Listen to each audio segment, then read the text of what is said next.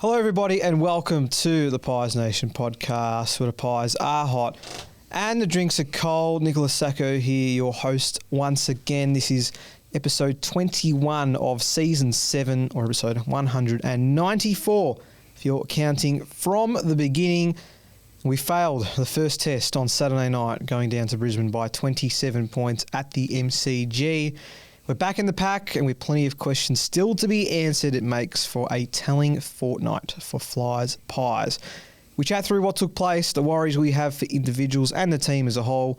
We listen to the fans through SpeakPie. Plus we chat VFL, VFLW and speak to our next guest, the crowd competition winner. And joining me in the Backchat studio is Marcus Callahan and Jack Dugan. It's probably the most sombre we've been throughout 2025, but I think we've got a lot to get off our chests, and for that reason, I'm looking forward to being in your company. Yeah, we haven't been living in the real world for the better part of this season, it's safe to say. Nico, good to be with you as well, Jack. But what we saw dished up on Saturday night at the G was a reminder that it is imperative to be playing your best footy at the right time of the season. And for all of the wins we have chalked up, all of a sudden we are back in the pack, and it does feel like these last few games could really tell where we finish come end of season, Jacko. Yeah, good to be with both of you boys. Talking a little bit with Nico off air, Marcus, feels like the silent alarm's been on for probably the last month of footy, and now the alarm bells are well and truly going off. If we needed a lift going into the Brisbane game, I don't know what we need. We really need to take off against Hawthorn. Top spot looks all but lost, it would seem, going into the last 3 weeks of the home away season. But in saying that, it's still within our control. All we need to do is win 3 games of footy to qualify for a home qualifying final. So lots to unpack, lots to work on and improve and learn from, in the words of Craig McCraven. Looking forward to making a start with that tonight with you boys. I said to Marcus as I let him in just before, sometimes after big losses like this and after a couple of days, you still sort of feel okay about things and you're a bit more optimistic and you can move forward. This one's different. I think the frustration is still lingering in our minds after what happened on Saturday, just because it was very un-Collingwood-like, boys, compared to what we've seen already this year. Yeah, we saw the best of Collingwood for about a quarter, I think, in terms of total match time, but just, we looked second rate compared to the Lions, and it has happened at various points throughout this season, whether a side is playing their grand final against us because it's kind of their biggest game of the year, or a top 8 challenger comes off a shocking week and then they've got everything to prove the following, and they come up against us. But take nothing away from Brizzy, I thought they were incredibly polished. They played that game like a final and we did not, and it was very, very telling, particularly in the midfield, Jack, just how much more alert and on it they were, and just hungrier. Yeah. Again, a week's a long time in footy, but they just seemed like they are the reigning premiers, and you're going to have to go through them to win it. That's for sure. I think there's 2 real big key parts to this game, Nico, that we need to unpack, and we will later on. But Brisbane were absolutely on fire. I don't think they've put together a more complete performance so far in season 2025 than that. And again, they come into this game, as Marcus said, hungry as all get out to, beat us since the first time of the grand final. We mentioned that a little bit off air. That would have been fuel to their fire coming into this game. But we were also nowhere near up to the task. It felt like, apart from that second quarter, we didn't fire a shot all game. We've spoken all year about the gears that we go to when we're challenged within games. It seemed like we couldn't get out of a repetitive style of play. We couldn't get it out of our back line, and we certainly couldn't win it out of the middle. So, yeah, as I said before, alarm bells all over the shop, and we need to get them fixed sooner rather than later. Boy, there were plenty of pies to choose from, I think, in the pie that caught our eyes. I'll be fascinated by your perspectives here, boys, but we'll start with you, Marcus. Yeah, pie that caught my eye this week is Dan Houston, and he's one that I think has come under a little bit of scrutiny here and there throughout the season for not performing at the levels everyone knows he's capable of during his time at Port Adelaide, and was certainly very hopeful that he would be one of those recruits that would take us to glory this season. And I think that's still, I'm not saying that's not going to happen by any stretch. It's just the way that he showed up on the weekend after, I think, probably several weeks of just looking a bit frustrated and as if he hasn't quite found his groove in this side. It's been noted on this podcast several times that he's still looking to click in the best way that he can, and whether his role has changed, his adjustment to Collingwood's system, a variety of other factors. Bearing in mind, Ken Hinkley was paying him like a quarterback for pretty much his entire career at the Power, and I just think it's taking a bit of time competing with the likes of Josh Dacos, Isaac Quainer as that preferred ball user off half back. And really, this game to me was almost like a cumulative frustration coming out with silly free kicks, disposals that weren't hitting players on the run. And we were just crying out, in my eyes, for Dan Houston to take some risks through the corridor at times throughout this match. But we just kept going slow and wide, and we just weren't able to, I guess, get it over the wing or thereabouts to exploit and take territory through the forward half, particularly in that second half. And then Paddy Lipinski was the other one that was just crying out to use a bit more, but he, like Dan Houston, had a very lacklustre game. So keen to hear your thoughts, boys. Like, does something need to shift in order for Dan to be utilised more effectively? Does Josh need to play more midfield minutes to give him more of that licence off half-back? Because I just haven't seen Dan Houston used well enough throughout this season. Yeah, I'm 100% with you, and I think frustrated is the perfect adjective to use for what his performance was like on Saturday night. 4 free kicks against, and you could tell everyone that he did give away. I was getting more and more angry, and it's unfortunate to see him get to this point. I understand that he's had to play a different role recently, and that's just because we haven't had the troops in the defensive 50, and we've just forced him to play a lot deeper than we're probably expecting him to, or he's probably expecting himself to, and that's unfortunately meant he's had to sacrifice a lot of his run and carry game. I don't know how much responsibility it is on him or how much responsibility it is on the club and the coaching staff to try and find the role that utilises him best.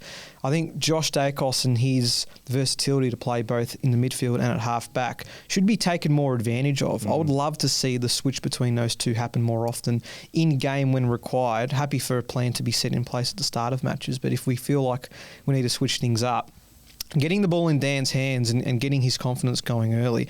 And I'll always revert to that Port Adelaide game because I was just taken aback by how impressive he was, and I get that it was a bit of a poor opposition that we were playing that night, but just to see the levels of confidence and the vision he had, he is capable of it, and it's why we brought him into the club in the first place. So I'd certainly like to see him play further up the ground, and I'm hoping that happens when Jeremy Howe and Billy Frampton make their way back into this team.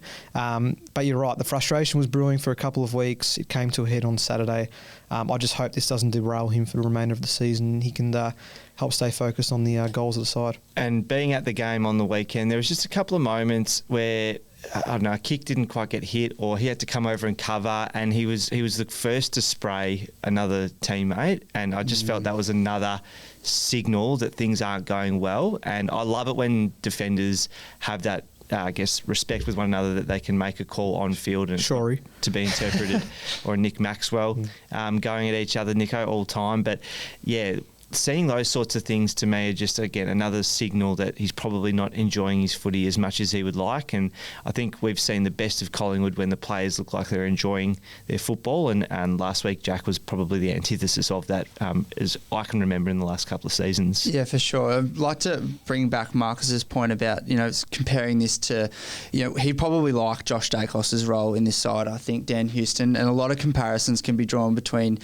his time at Collingwood in his first year to Lachie Schultz, both players coming from clubs where they are the main man in their position, Lachie Schultz being the prime small forward and Dan Houston being the quarterback, halfback flanker that Port Adelaide had. He automatically comes into a side that has players that may not be as good at that role, but have players that have cemented their spot in this side in his role. So I think there's a lot of navigation still to happen with Dan Houston and how we go forward. I don't think taking that off Josh Dacos is a solution. I think Josh is making a very solid career, and week in, week out, we've seen how amazing he's been, both in the midfield and half back. I don't think now at this stage in the year it's the time to go, righto, Josh, you play midfield, Dan, you play Josh Dacos's role. I think we're too far gone for that. But yeah, he was pretty ordinary on Saturday night, and he has been struggling so far this year. Sticking with the back line for the player that caught my eye, Nico, go off. The skipper, Darcy Moore. I love Darcy Moore. I love everything he's about as a leader within this club. club, just as a spokesperson for this club. I think he's an amazing human being, and I know that he's an amazing footballer, but he hasn't been that in the last month of footy, and I think we need to be honest with ourselves on that point. There has to be more accountability from Darcy Moore earlier in this game. Logan Morris clearly got away from Charlie Dean in the first half of footy on the weekend, and the fact that it took until pretty much the last quarter before our captain put his hand up and went and stood next to the bloke, I thought that was really ordinary. Another part that I thought was pretty ordinary on Saturday night was his positioning again on the game. You see, at the other end of the ground with someone like a Harris Andrews, yes, he sits in the middle of his defensive unit, but he also sits deeper. And when you sit deeper, you've got the whole ground ahead of you. You can see how the play's unfolding. You can see how deep the ball's going to come. And the amount of times that I saw the ball just sail over Darcy Moore's head, he wasn't able to affect the contest. Or on the opposite end of that, he was too deep and then was too late to even get a hand and get anywhere near it. He was playing, too high in no man's land, and just the long, deep entries were absolutely killing us. And, not that I'm an AFL fantasy man, Nico, but he was the lowest rated player on the ground, including both subs from both sides in Bobby Hill and whoever Brisbane had. He fell 1 point short of Bobby Hill. So an absolute down game from our skipper, Darcy Moore. And I think it's really important that, yes, we'd love him to be playing high. We'd love him to be playing that sort of flashy half-back flank role, running through the middle of the ground, taking it on, taking intercept marks.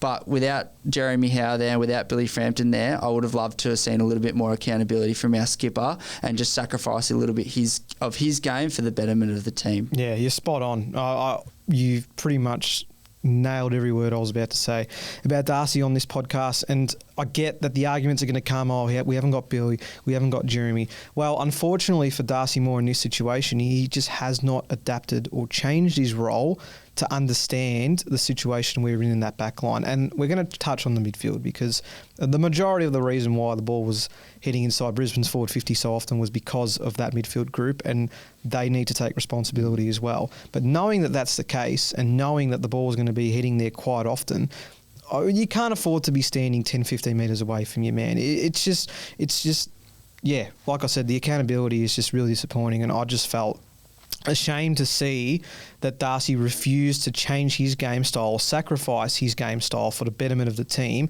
and to help a young defender like Charlie Dean, who's in his 10th, 11th AFL game, who's been thrust into a role that he's sort of been forced to play to try and fill in the gaps of a Jeremy Howe and Billy Frampton, I guess, combined into one.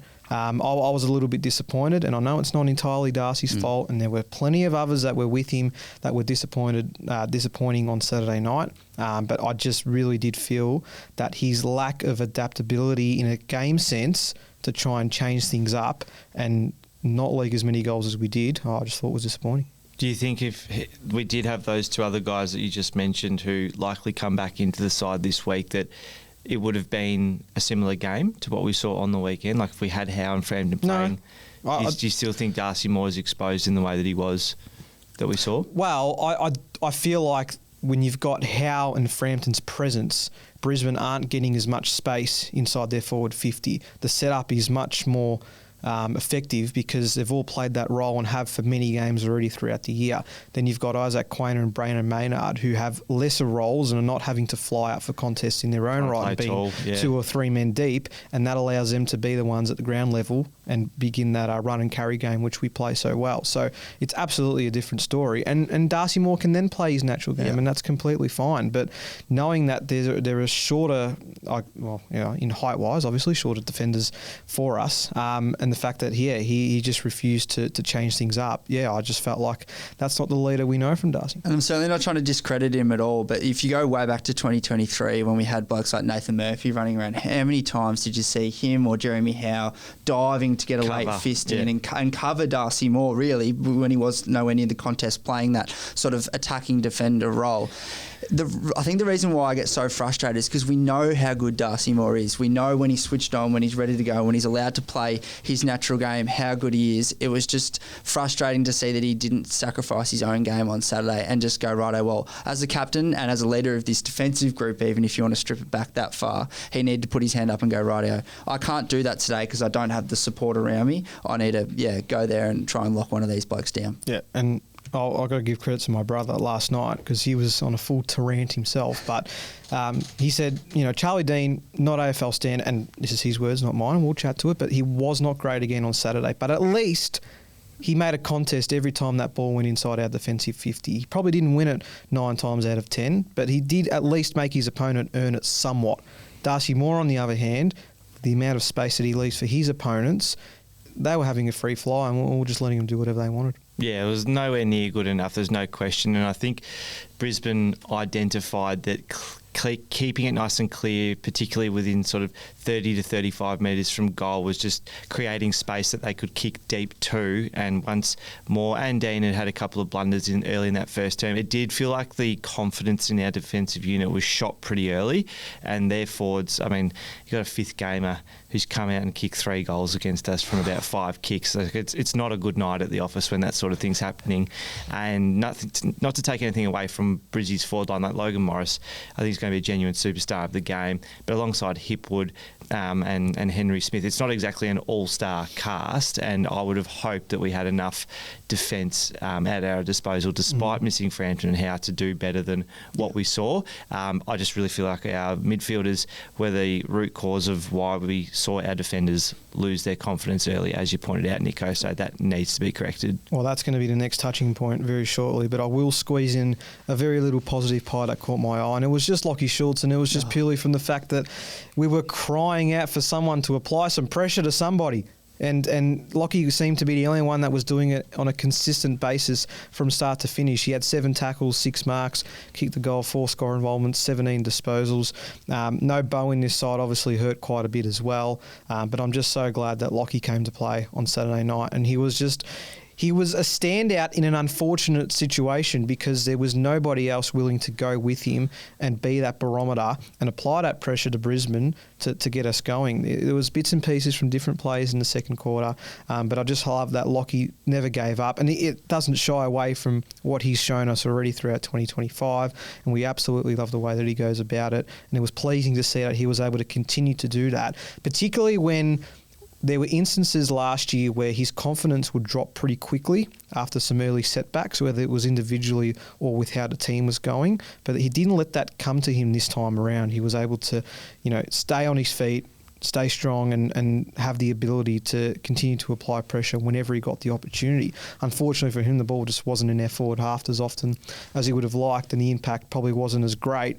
Nonetheless, he was still clearly our best on ground on Saturday night. And how was his work rate up the line as well? He felt like he was playing as our tallest forward, marking them down the line, which comes to my next point. Where's Dan McStay? Like, that should be what he's doing. I mean, we're relying on Lachie Schultz to run around like a headless chook, apply pressure, do all the things that you just highlighted him for, Nico, and we're kicking it to him out of our back pocket. Like, that's just...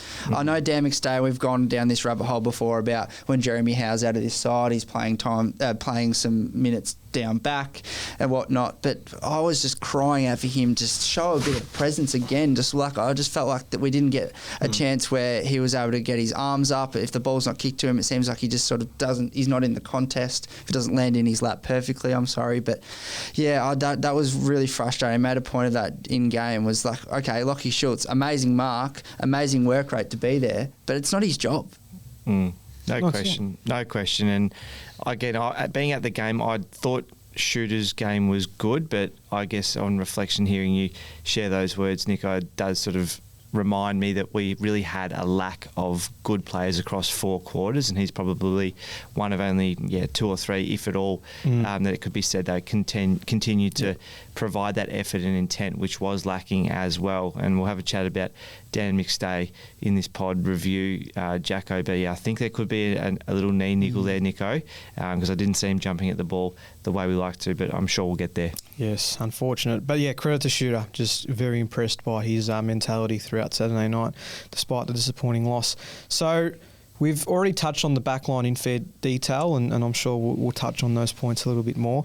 In my eyes, there are more alarm bells ringing in the midfield than there are in the backline. There's personnel issues with Frampton and Howe, and I'm sure some of those situations we just highlighted will be rectified. Hopefully they will in the next fortnight or so. But it's the midfield for me. Now, we have been accustomed to being a side that isn't prioritising winning clearance contested possession, being first to the football. And for the most part, and again, maybe because we've had a healthy backline, we've been able to absorb any pressure or any consistent patches of forward or defensive 50 entries, which then allows us to rebound and score goals from turnover or from our defensive 50. So up until three-quarter time, we created an inside 50 on 5% of our chain starting from defensive 50, and we scored 1 point. So that's a separate thing. But back to the midfield. We lost contested possessions by 23, clearances by 15, and we were outscored by 27 points from stoppages on Saturday night.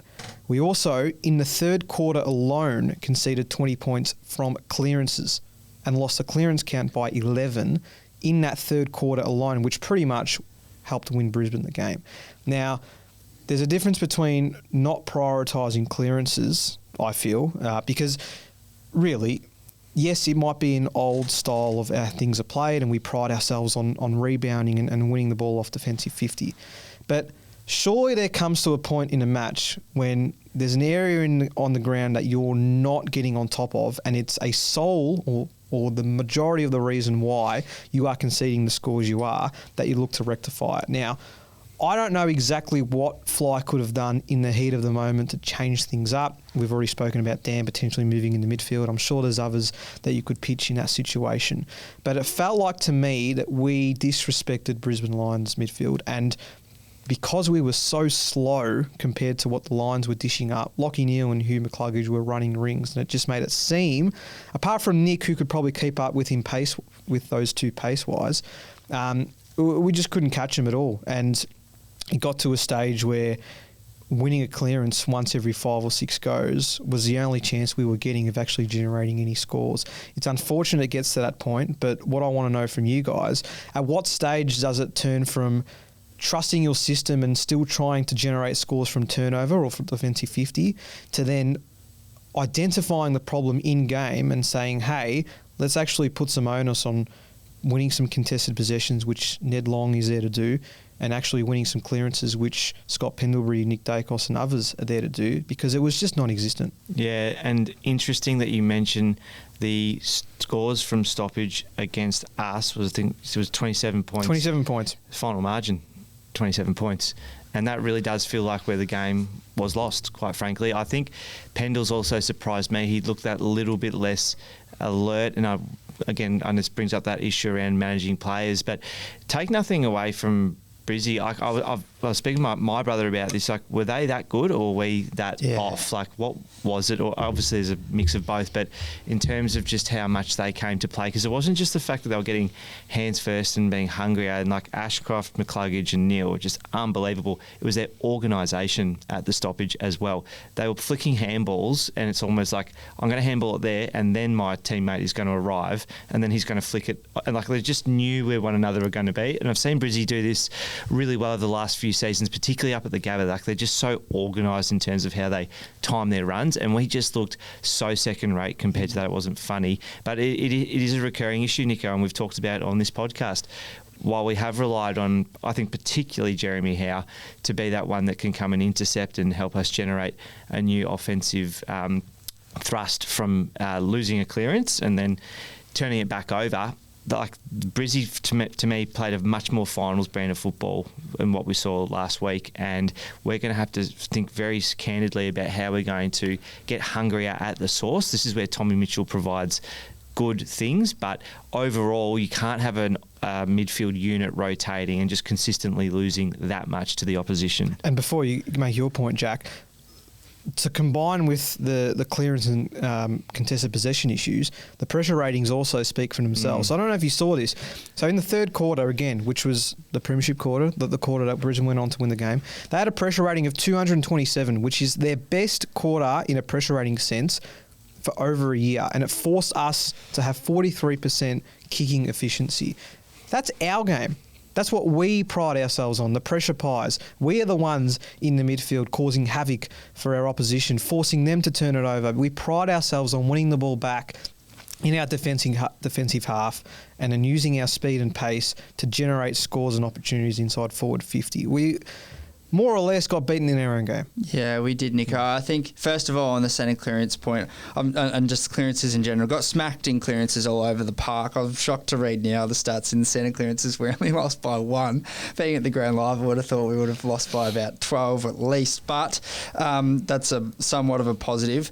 I think we're a side, and we know this as supporters, that our job is not so much when we want to win games and win the game well. We don't often win the centre clearances or clearances by a lot. We generally half them, and it's the rest of our game, like you said, that can take over and propel us going forward. The big part that was really disappointing for mine on the weekend, it's been such a one-wood in our game this year, was our ability to change the way we're playing in-game, go to different gears, adapt to what's in front of us and try out new things and see what works. I just felt like after this barrage of clearances and this barrage of deep entries, we just kept having to rely on poor old Darcy Cameron, who just, again, he's probably another positive out of this game alongside Shooter in terms of effort and intent, but to run back there, try and take an intercept mark or bring it to ground. Let's say he does take an intercept mark, feeds it to Josh Dacos or a Dan Houston or Isaac Quainer 30 metres sideways, then has to run 70, 60 metres down the line to compete at the next contest to do the same thing. Not only is that it's so taxing on Darcy Cameron for a start, being that one bloke who has to do that time in, time out, it's so easy to defend, and it so easily feeds into the way that Brisbane were playing on the weekend. They were playing a high pressure, high intensity, high contest style of footy, and when we're playing so predictably like that, it just falls further and further into their hands. So I felt like not only was our clearance and our centre clearance a really big issue, but our inability to adapt the way we were playing in game and try and get something going forward. It took until Bobby Hill came on in the last quarter before we even looked a sniff of getting out the back of Brisbane's defence, which again, we're going to go on about us. This is a Collingwood podcast, and to find balance between how poor we versus how good they were.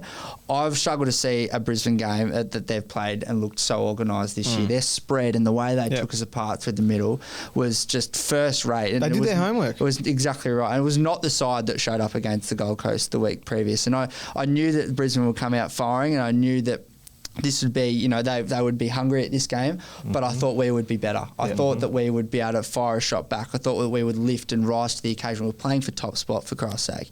And the fact that we just kept going back to this Darcy Cameron, I feel sorry for him. He's like a Clydesdale. He just had to kept going down there and then running up the line again. It was just repetitive. And that's so easy to defend when you're on top of the game like Brisbane were. So going back to lacking explosiveness and just not having the pace to keep up with the Brisbane midfield, the Lions aren't going to be the only midfield that possess some of those qualities. So what do we do? Is it again, a lot has been spoken about Ned Long, and I don't want to pin the blame entirely on him because he's had to play a bit of a different role. And unfortunately, him matching up on a McCluggage or a Neil doesn't suit us too well.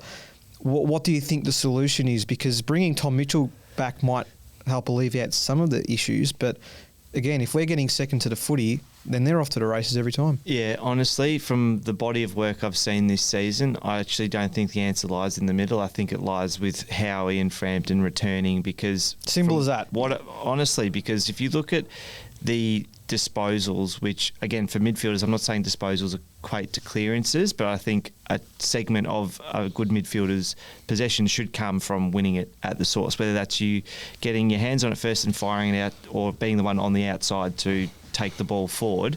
That should be happening. And for me, what I've seen consistently checking the stats sheet is we've got Nick and Josh, high 20s, 30s, and then it's usually daylight for the next midfielder, which is one of our old boys, Steele or Pendles, or maybe a Crispy if he's had more midfield minutes. Ned has been fantastic and had his purple patch when he first came onto the scene, but if you look at his possessions, they've really fallen away in recent rounds. So what I'm trying to say there is that if we're going to restructure our offensive chains, I do see us trying to revert back to our game plan from the start of the early parts of the season, and scoring that way rather than becoming inside midfield. Like it's just not going to happen this late in the season, and we don't have the personnel to do it either. Correct. It is the hardest part of AFL to get right, in my view, that centre clearance work. And it's something that, as Collingwood supporters, certainly in my time following, that we've always seemed to struggle with a bit. So for us, it seems to be sort of like a bit of a band-aid solution at the moment. Just get in there, halve the contest in the middle,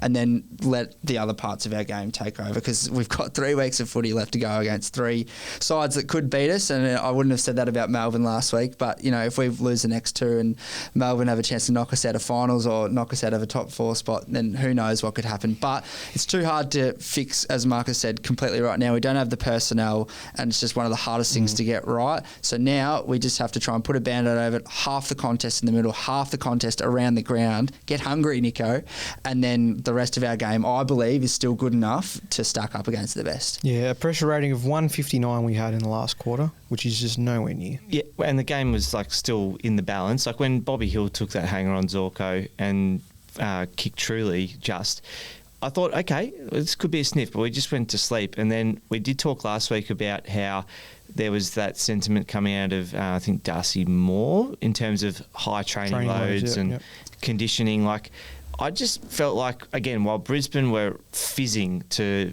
perform well at the G on Saturday night, that there was a little bit of lethargy amongst our team. And again, I know there was also the Geordie and Bobby thing as well. Like there's 2 underdone guys, we haven't got to that yet, playing in the side, which also doesn't help. But it just seemed to me overall, while we did show a bit of urgency and a bit of instinct, particularly Steele in that second term, Nick in the first, overall we just weren't at the level and the intensity required to go and beat a reigning premier and really show why we are a top 4 side. So keeping that intensity in mind, what did we think of the pre-planned move to have Jordan De Goey start the game with Bobby Hill as a sub, and then those 2 switching in the third quarter? Because you could make an argument that we were pretty much down a player, knowing that was always going to be the case, and these were 2 guys that are coming off 1 VFL game, have missed large chunks of the season, particularly Geordie, and then we get to a point where they were both serviceable, but certainly weren't difference makers. Yeah, I could not believe that, Nico. I'm pretty angry about this situation, to be fair. I think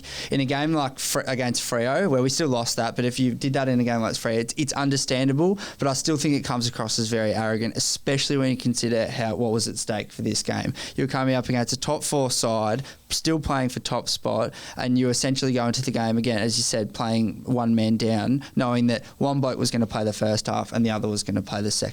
I thought that was starting the game with one arm tied behind our back.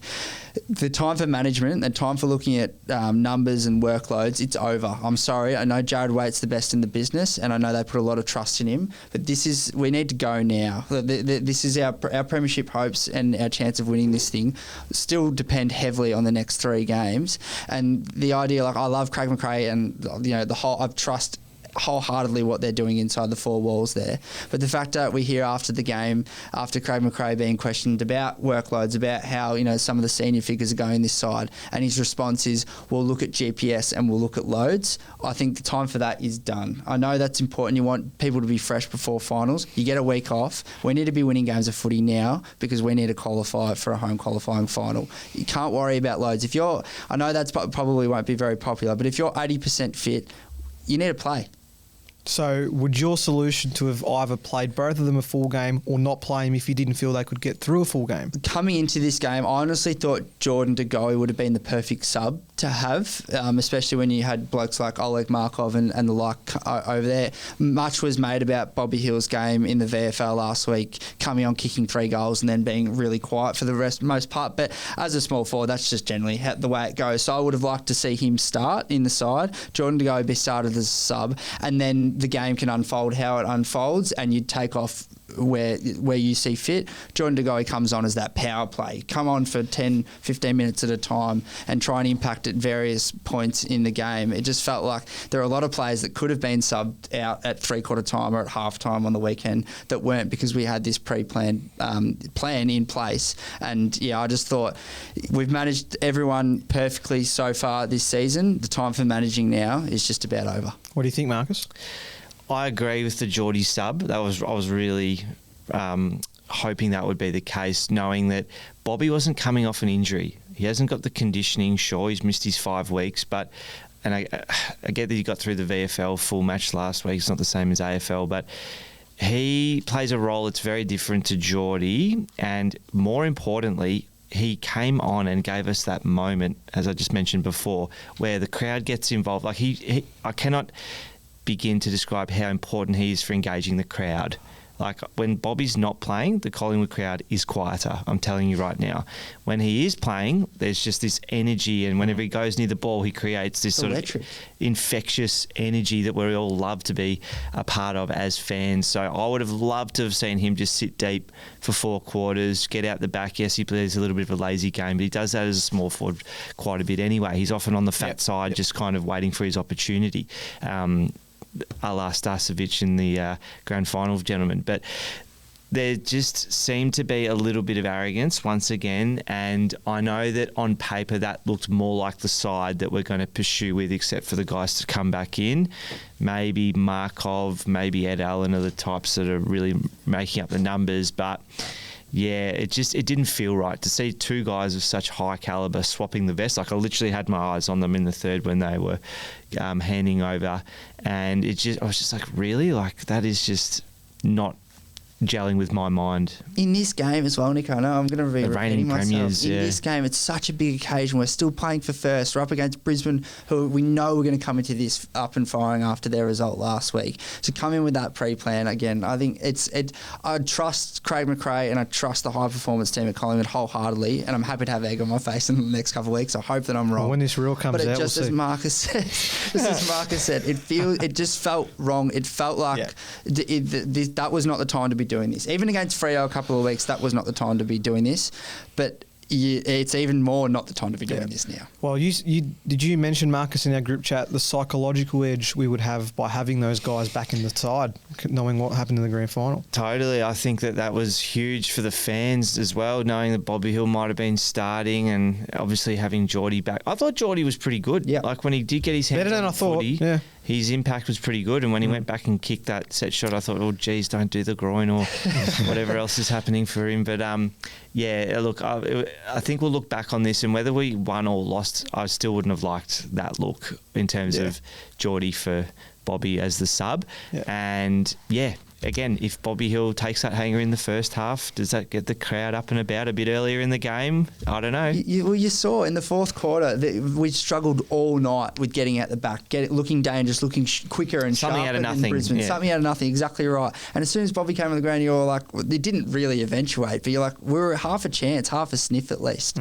So you would have loved to see what that looked like. With both of them out there. Yeah, exactly right. But even if like that switch, so you allow Bobby the 3 quarters at it to try and get himself in the game, and then you've swapped Geordie into it. I can kind of understand that, but the way it unfolded was just not it for me. So many points to this game that we still yet to have a deep dive with. Is there anything lingering in your mind, something you need to get off your chest now from this match that we haven't covered yet that you feel like needs to be addressed?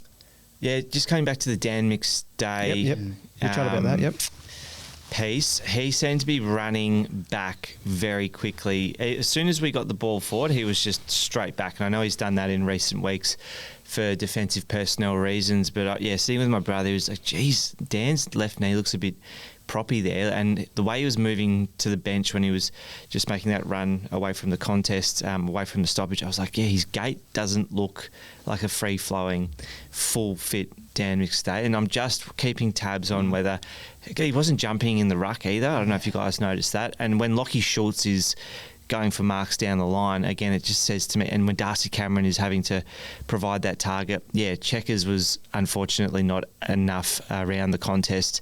But Dan McStay, he's a watch for me in the next couple of rounds of football. Okay. Yeah, it'd be interesting if something did come out, because it would make a lot of sense for one, Nick. I've been crying out just for some presence from him down the line. He's a big boy. He's like, 6 foot whatever. He's built like a mouse. He's done it before. He's capable. I know, and we've seen it all before. Again, like none of this frustration doesn't come come from a negative place. It comes from because we know that what these blokes are capable of, and we're just not getting it at the moment. And yeah, Dan's a watch from. I think even the chances that he did get deep into, I know the Brisbane cheer squad and the punt road end, got a chance for a sort of a ball on the line, but then just opted to try and play for the free kick instead of taking the game on and like trying to explode away from his opponent. Yeah, there was just a lot of moments from Dan McStay that just left a little bit of a sour taste in my mouth. And yeah, Marcus clearly had a closer watch on it than me because I wasn't worried about him being injured, that's for sure. I think I might have been getting really negative in the WhatsApp chat at halftime or at three-quarter time. But I won't bring the messages up. But yeah, no, I think, that's definitely a watch for sure. Yeah, we'll have to keep an eye on that. It would be a big blow regardless of what his output's been lately if he's not to take any part in this side. Let's get your votes in, boys. Curious about how you did go with these, but what were your 3-2 ones? Yeah, I've gone 1 to Josh, 2 to Schultz, and 3 to Nick. I know Nick was quiet in the second half and the midfield was very low on impact, but I still thought on balance he provided us with enough thrusts forward early to keep us in it at halftime. Again, we probably lose by 9-10 goals if he's not on the park. That's just the influence he's got on this side. Brownlow, watch? Yeah, he won't poll. There'll be none of that this round of footy. Their midfielders alone will poll 3 to 1. Or Logan. Yep. Jacko?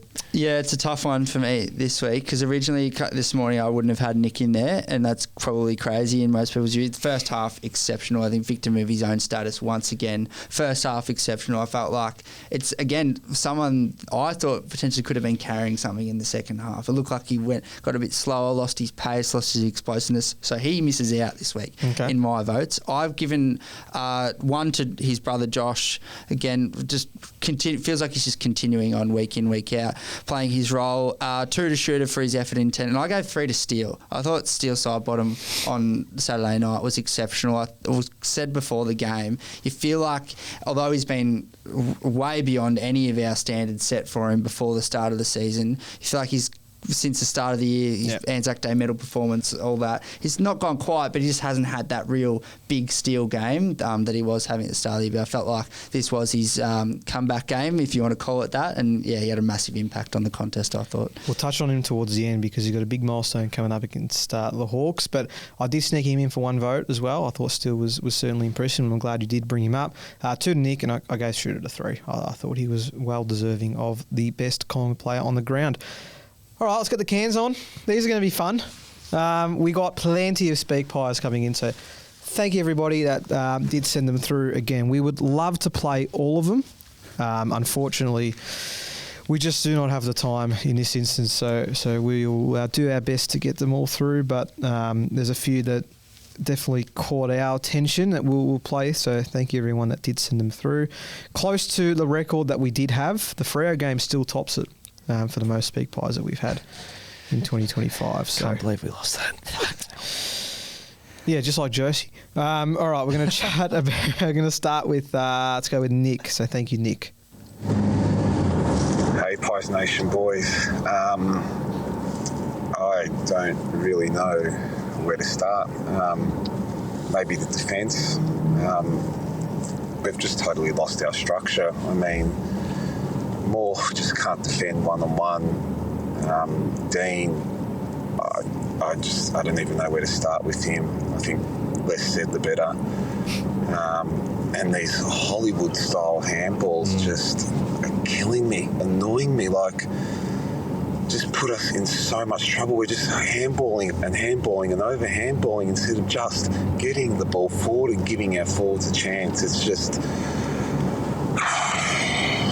me. Just really frustrated, and I don't want to necessarily hit the panic button yet, but it might be time. The over-handballing is the point we haven't made, but he's spot on there. Yeah, it's big. Craig brought that up after the game. The point about Darcy Moore not being able to defend one-on-one, I think he can. I think he's more than capable of defending people one-on-one. It's just he just gets lost in this, like, am I sacking off my opponent? Am I playing this other role? Am I locking someone down? I think if you said to him at the start of a game, just go stop that bloke from kicking goals, he would do a fantastic job and has done in the past. But definitely some confusion of his role. Coming back to Nick Dacos, glad that's been mentioned as it needs to be. Getting caught holding the ball once for that little Hollywood handball, and then a second time it's a timely reminder that this Ford handball game, while it can be fantastic for creating chains, Nico, just kick the ball. Yeah. This is Cheds. I think this is on the back line as well. It's Cheds from Greenvale. This is the first time I've called up. I'm pissed off. How does Dean get into that team? Get Dean out. It's doing my head in. That was it. The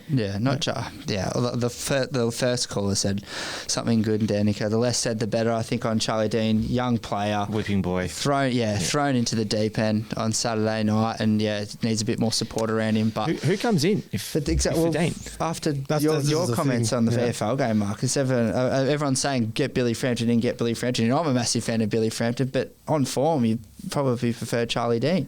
If you need to look at someone else other than Frampton, there's really a lot else to pick from, is what I'm trying to say. Yeah, I think the fact that Reef got the gig at the start of the year before Charlie Dean probably also says a bit about where the club sees him. So literally a last resort in this instance. But held his own at times. Yeah, just definitely wasn't up to level, unfortunately. John from Druin's back. So thank you, John.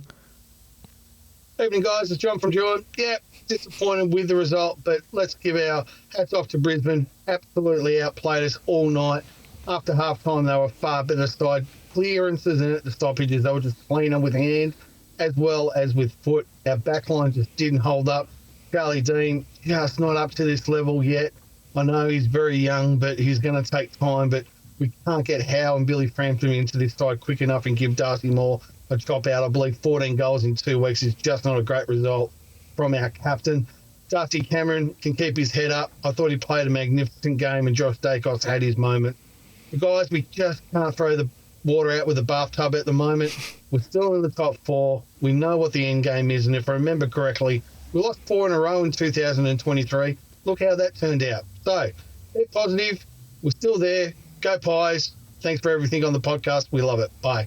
Thanks, John. 3 of the last 4, not 4 in a row, but I get his point, yes. And I think, from memory, did we sit a little bit further ahead from the pack when we lost those 4 as well? I don't know. I just remember there being a bit more of a buffer. It was a bit of a concern. Yeah, top spot was probably all but sewn up. We just needed to win one of our last 4 to different makeup this year. Yeah. Terry has sent one in. Thank you, Terry. Fuck me.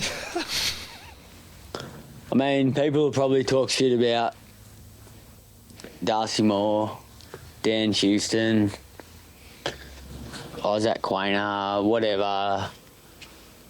But let's face it, Darcy Moore cannot carry that back line against a strong Brisbane forward line. Like, we let a young kid kick 3 goals, and like his first goal in AFL, Logan Morris just towed us up. Charlie Dean is just he's just not up to it. You know, we really missed Howe and Frampton. You know, we never normally win the midfield, the clearances, etc. But off half back, that's where we dominate, and there was just none of that. You know, Bobby Hill, love to see it back, man. He took that nice mark, you know, really got him in the game. But, you know, just when you come on half-time, is it really enough? We've really got some fucking work to do. So it goes back to your point, Marcus, about Bobby Hill and injecting him into the game. And does he do that in the first quarter and things change? Who knows? Momentum shifter, he is. Yes. Dino is next. Thanks, Dino. Dino from Wangaratta here. Travelled 3 hours to watch what I thought would be a cracking game, but it wasn't.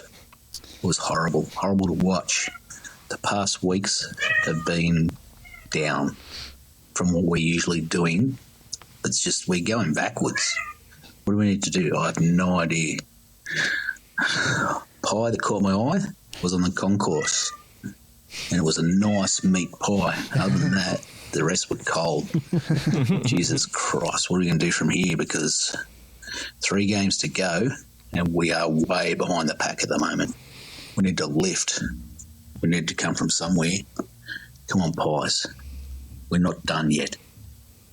So the reason why we freak out, Nico, about this game is because it's John from Wangaratta. Is it Dino? Sorry, Dino from Wangaratta. Dino, yep.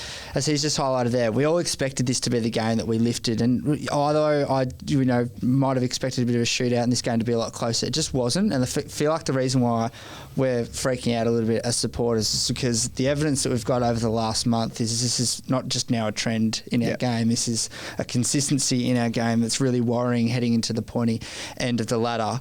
But what's so good about the coaching staff that we have and the club mentality that we have at the moment, it's still within our hands. Like we can still win 3 games of footy, and 3 weeks is a long, long, long time in footy. So we could be sitting here and this could have just been, oh my God, remember how we were all freaking out? It was all alarm bells and going wrong. But yeah, it's so annoying. We can't get to Thursday quick enough. No, I know. A few more to wrap up. This is Marcus in Dallas. He's back. Thank you. Fuck. I mean, it's not looking good, fellas, is it? Really need to turn something around before finals. Good thing nobody said the lid was off.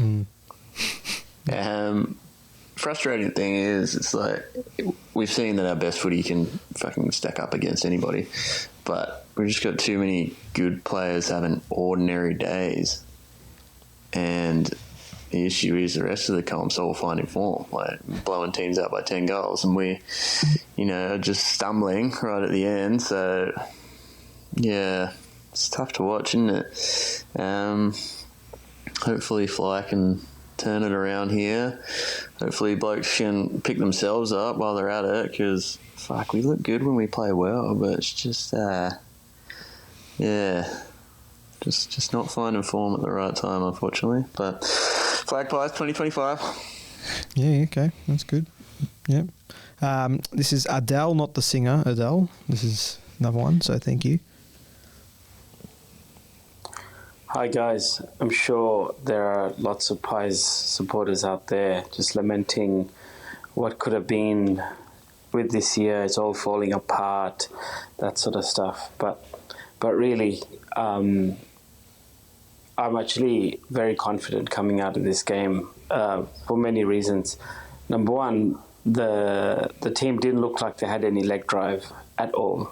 So, which sort of speaks to me, I guess, their conditioning and things like that. And to me, I feel the Pies are really playing the long game.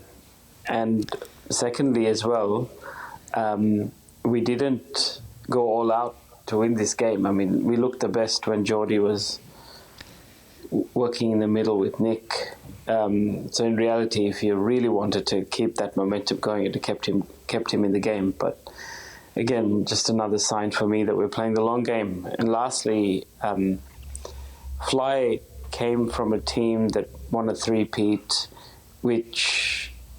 and I watched them beat us in 2 grand finals as well. And no 2 years were the same. And I'm sure he's got that in the back of his mind, and we just need to be cherry ripe come week 1 of the finals. So looking forward to it. I reckon we still have it. Yeah, go on. Bye. It's a great point. That's evident in the language that's coming out of Craig McRae's, that when you hear him speak post-game, it's a lot about, we're very aware that this season's a one phase of the AFL calendar and then you're into a new phase come September. But we're in a position now where we need to win games of footy, because we could find ourselves not just losing top spot or top 2 spot, we could be finding ourselves, worst case, out of finals, semi-worst case, finishing the bottom half of the top 8 and coming up against bogey sides like Hawthorn, Bulldogs, etc. So I hear that point, that there is 2 halves of this season, and I get that, but the time is now. We need to start bloody winning games of footy. What do you think, Marcus, about that perspective? I think it's a bit like listening to Irvin. Who is it? He's going to be the last one. Yeah, yes, who always he's brings coming up. A dose of calm. But I do tend to, if I use the word glitch, I thought it's better to find out about glitches now than finals time. And yeah, coming back to what you're saying about trends now looking like actual weaknesses in our current game, Jacko. I'm a big believer you need to be playing your best footy at the right time of year, and coming into a purple patch is crucial. Even though we lost a month of worth of footy in 2023, it's just not a sign of confidence, I think, as a fan from the outside looking in, when you've got these recurring errors that have maybe been there throughout most of the season, but we've been able to cover the cracks due to other players in the side. So I'm tend to be on Jacko's side there. I think there is some legitimate cause for concern, given we are mathematically able to do amazing things, but also some pretty subpar things too. Thinking at the square, I do like it. I think the fact that we were able to have what we had in the back end of 23 and go on to win the flag still holds a lot of merit. And I think if we didn't have that go our way, then we're having some different discussions and we're probably a bit more scathing.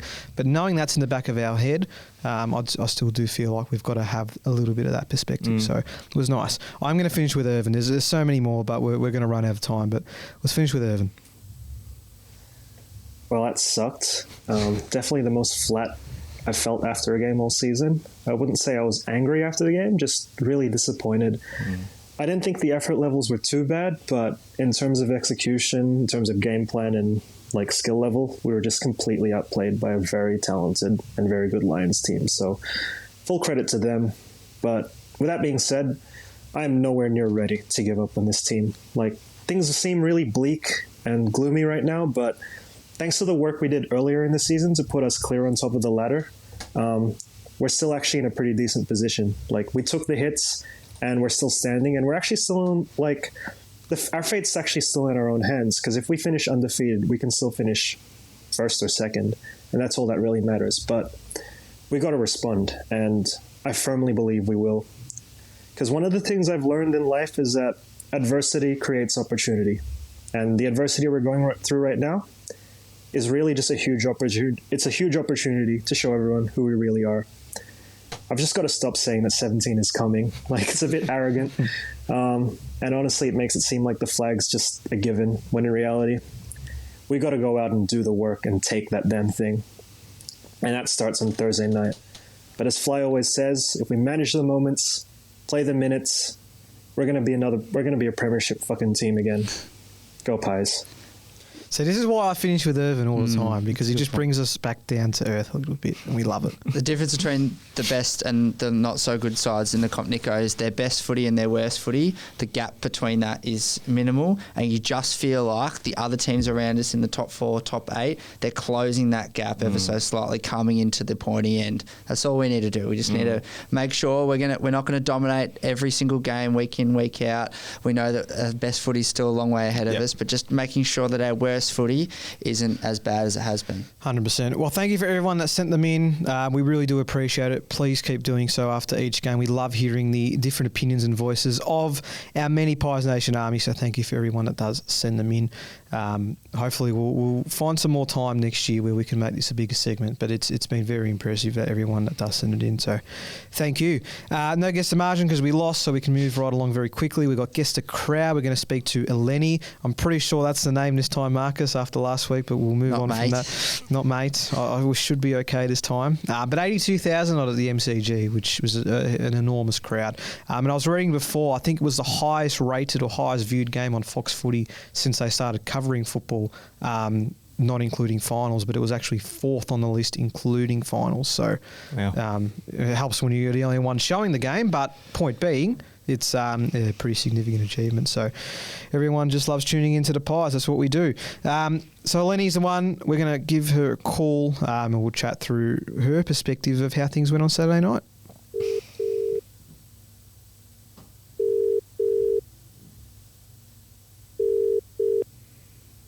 Hello. Is this Eleni? Yes, boys. Pies Nation. Yes, you, I guess, a crowd winner for this week. Thank you for joining us. Sure. We start off, we always like to know the method to the madness. Tell us how you came to the crowd figure that has gotten you on the pod today.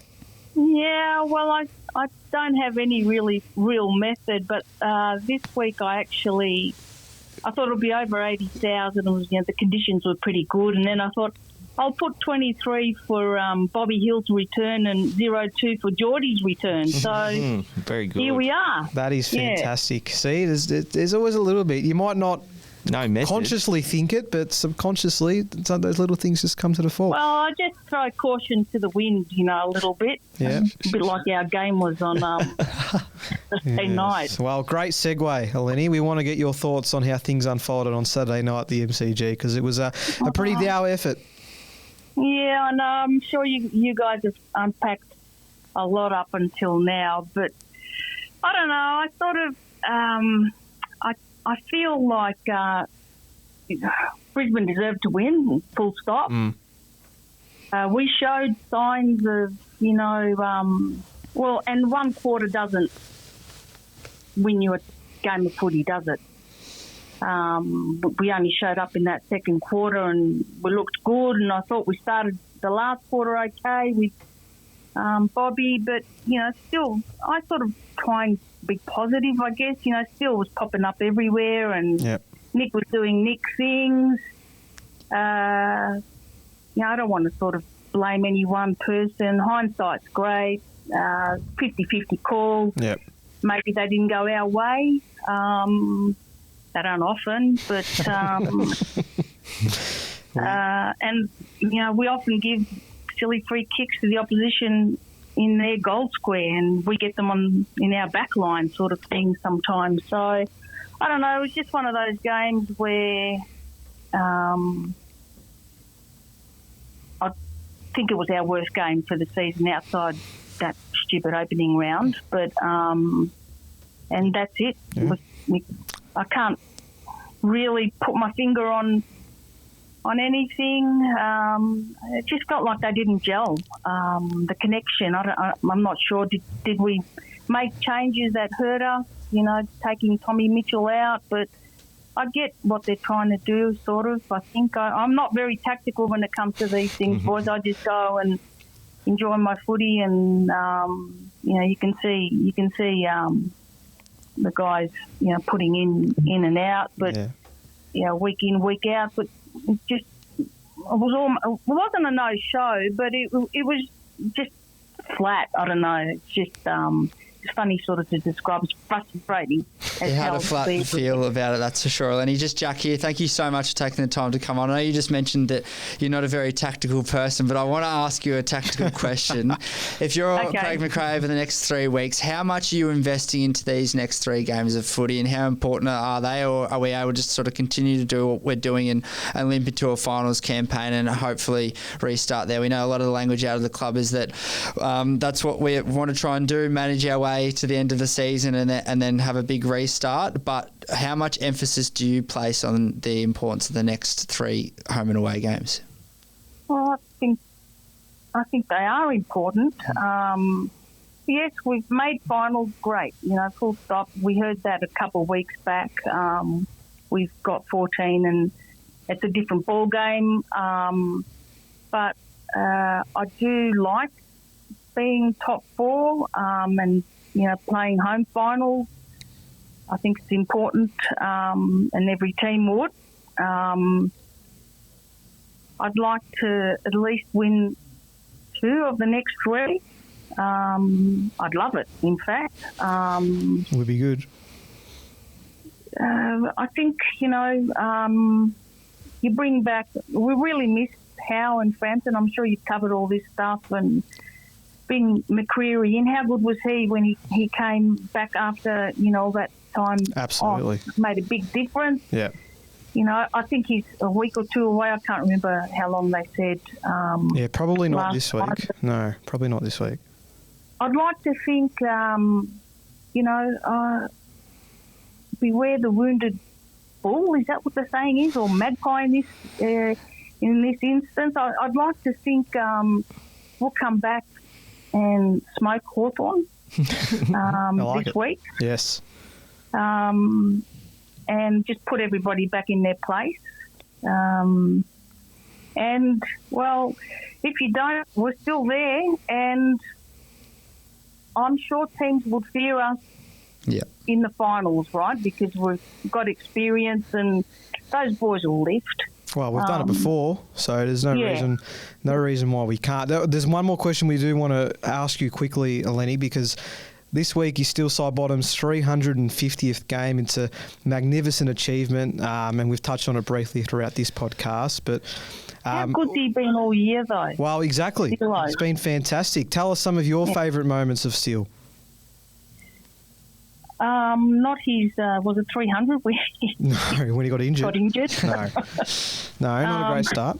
Well, of course, his kick from now, it's 100 metres out in the grand final. Yeah, close enough.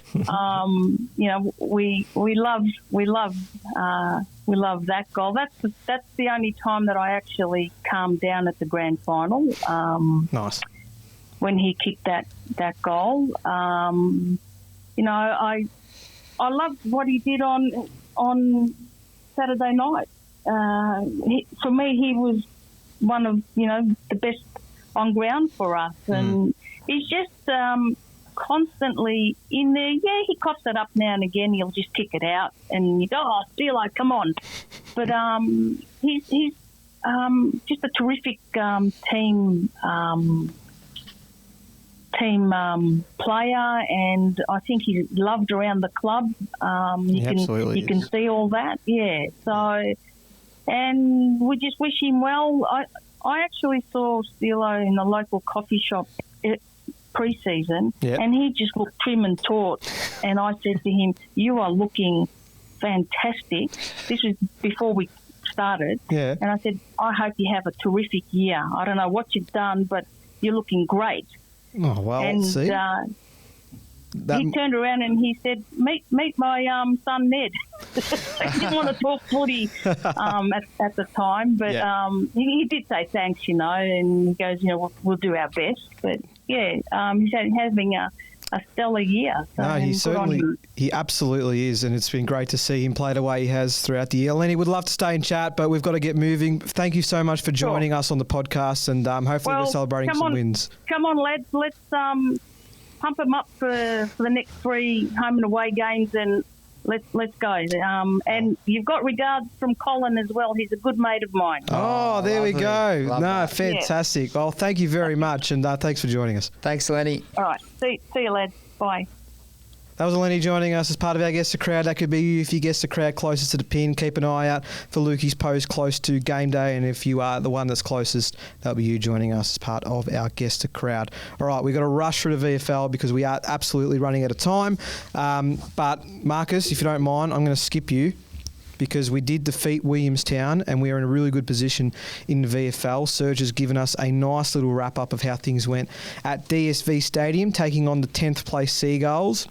We started slowly, and despite Mason Cox's elite hit-outs, which continually drove the Pies into attack, the Marnie Brivers combining as well with Harry Dimity kicking the first goal. The Seagulls took the lead with a 5-point margin at quarter time. In the second term, Collingwood's clearance work was outstanding, breaking down Williamstown's defensive system, kicking 9 goals to 3 in the second term, mainly thanks to the excellent display of the ruck work of Big Mason Cox. Played with plenty of aggression, leaped high in the contest, ended up leading by 35 points at half-time, also thanks to Noah Howes, who kicked 3 goals in the third term. We lost momentum after half-time. The Seagulls reignited the game. They kicked 7 goals to 3 in the third term by winning the territory battle and pressuring the Pies in turning the ball over. Howes got his 4th, and the Pies led by 11 at three-quarter time. Collingwood then had a slender lead, and despite having the wind in their favour, found it difficult to score. The Seagulls reduced the lead to 5 points late in the match, but it was Will Hayes that stepped up, kicked the ceiling goal, and Collingwood went on to win by 11 points. The teams had 2 different contrasting style of games. Williamstown were more patient.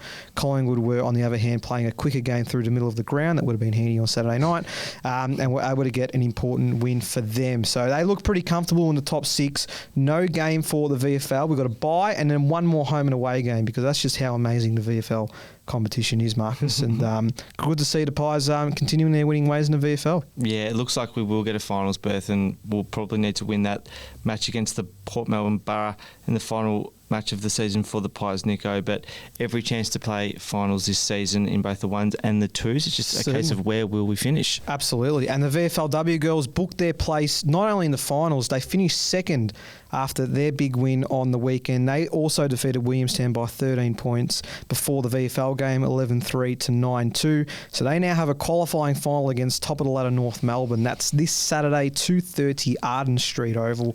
Massive clash. Great to see the Pies VFLW team back in the finals after missing out last year. So we wish them all the best. They've been in great form. They finished 10-4. They had one of the highest percentages in the competition. So let's hope that the Pies can go all the way. A tough task for them with this North game, but we're very much looking forward to seeing how it plays out. Now, it's still Sidebottom's 350th. I'm hoping, like hell, that if we needed any more motivation, that we get up on Thursday night for him, boys, because he has been an amazing figure for this club. I think a lot of us were surprised that, well, not surprised, I don't think a lot of us expected him to even reach this milestone, considering some of the down seasons he had in that 21-22 period. But for him to have gone through all the adversity and still be playing a crucial role as recent as Saturday, it speaks to the talent of the man, and I just hope we can get it done for him on Thursday. Yeah, again, how good to be a Pies supporter in this era of Collingwood. We've had Crispy, we've had Pendles, and their incredible success with milestone matches, and now Steelo as well. It really is rare. Just can't wait to get to the game and honour the great man, and I think that the boys will get up for him, Jacko. It's going to be one hell of a contest. Yeah, fingers crossed. He's obviously a much-loved player amongst supporter circles, and from what we can tell, he's very much a much-loved player in the four walls.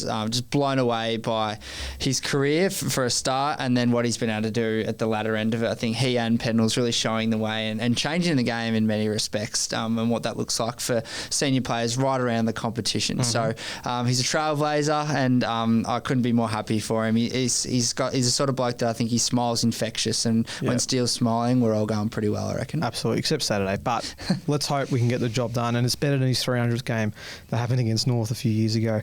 That will do. We've got a preview coming up at the Hawks game, of course, a short turnaround. But that will do for this week's episode. It's been a big one. Got a lot off our chest, boys. But Jack and Marcus, been great to have you as part of it. Thanks, boys. Thanks for having me, boys. Till next week, I've been Nicholas Sacco. You've been listening to or watching the Pies Nation podcast, where the pies are hot and the drinks are cold. Our show wouldn't be possible in 2025 without the ongoing support of the North Texas Devils. They're led by a great Collingwood man in Peter Wood. And just like the Pies have been here, the North Texas Devils have been thriving over in the US, just coming off a Central Regional Championship. And now they're looking to go all the way in the Nationals in Arizona later this year. The Devils are still looking to recruit new and established players for the season, so if any of our listeners or viewers are heading to the States over the next couple of months, keen to get their Aussie rules fixed, the North Texas Devils are the team for you. Contact details can be found in our description no matter how you consume our podcast, or you can head to ntxdevils.com to learn more. So thanks again to the Devils for sponsoring the Pies Nation podcast in 2025.